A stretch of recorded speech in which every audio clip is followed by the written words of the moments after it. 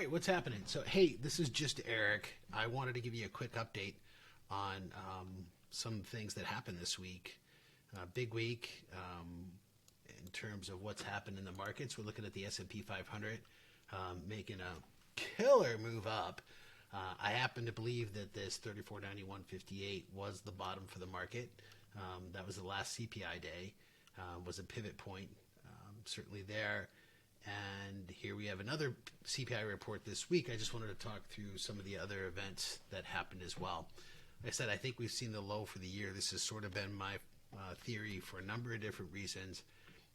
But I think we've seen the lows and we've finished the year higher from here on out.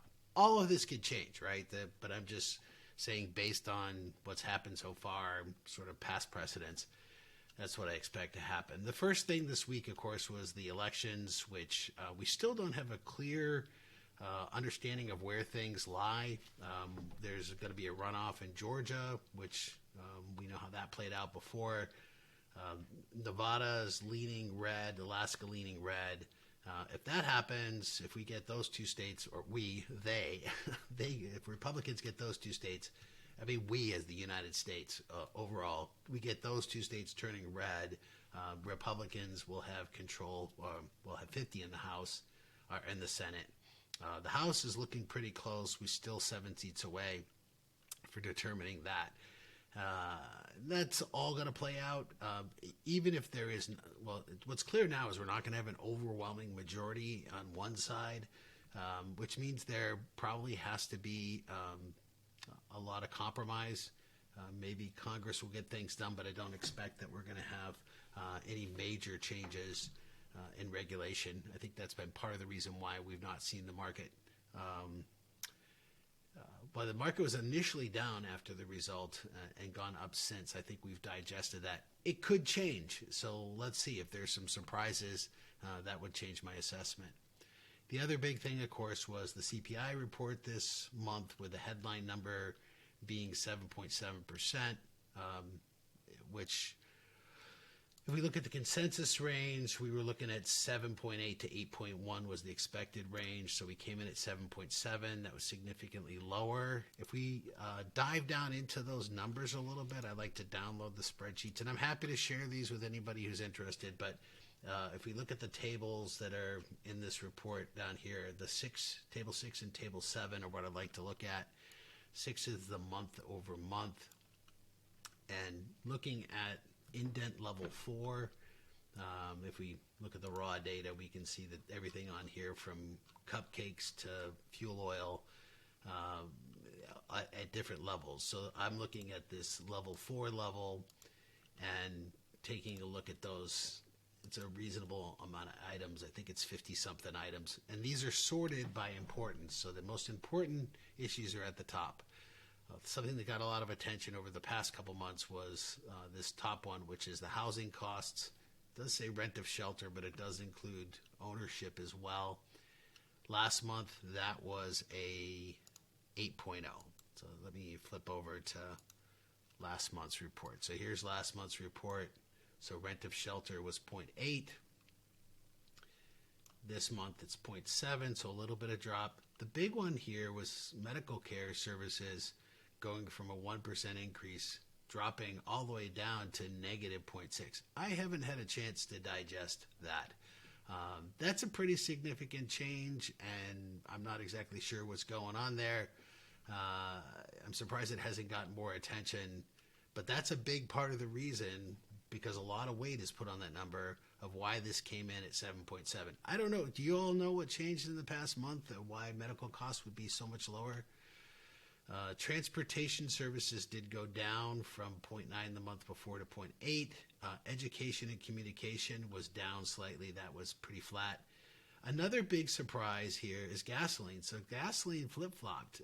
Gasoline this month is up 4%. Last month was down 4.9%. That's a big deal.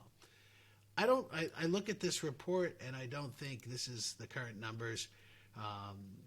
Sorted by relative importance. I don't think this is a great CPI report, but the market certainly liked it. And the other place where we look to get a feel for how the market felt about this is to look at the Chicago Mercantile Exchange FedWatch tool.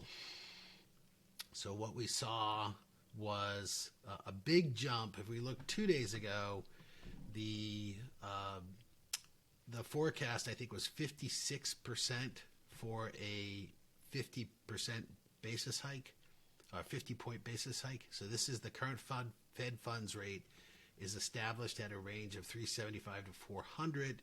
The probability of where it'll be in December is right now it's running around 80% probability that we have a 50 basis point hike. So we were leaning towards a 75 basis point hike. Going lower is an indication that maybe things will not be as tough in terms of being able to get free money. It's not quite free money. We're not at free money now, and probably it'll be a long time before we get back there. But this was seen as a positive sign by the market. We did see a big change here as a result of CPI. So I think that's where we're going to head from here on out, is probably the market's going to continue to run higher.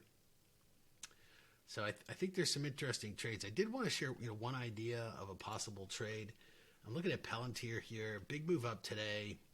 We just had earnings a few days ago. Next earnings is not until February. I think an interesting trade actually here, and this is a little bit out of the box, is a put calendar. So buying a long-term put, and so buying a long-term put at 8 in February, selling in December. The cost of this trade is 50 cents. So there's a credit, 35. Maximum profit here, if we could thread the needle, is this is assuming doing 10 contracts, somewhere around 350. But I think more realistically would be looking to make 20%. So somewhere between making $100 or so on this $500 trade if you did 10 contracts. Look at the break-evens.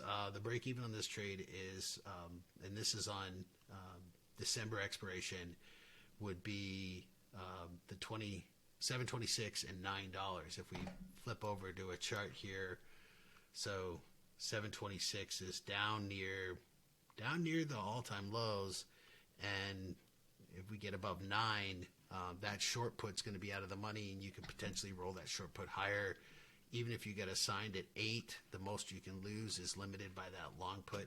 It's a very creative strategy. I think it's pretty interesting right now. So I don't know that I'm going to do it yet. I'm looking at it. Market's still open. Maybe I'll place it. But I just wanted to share an idea, and hopefully this quick little video is helpful to some of you.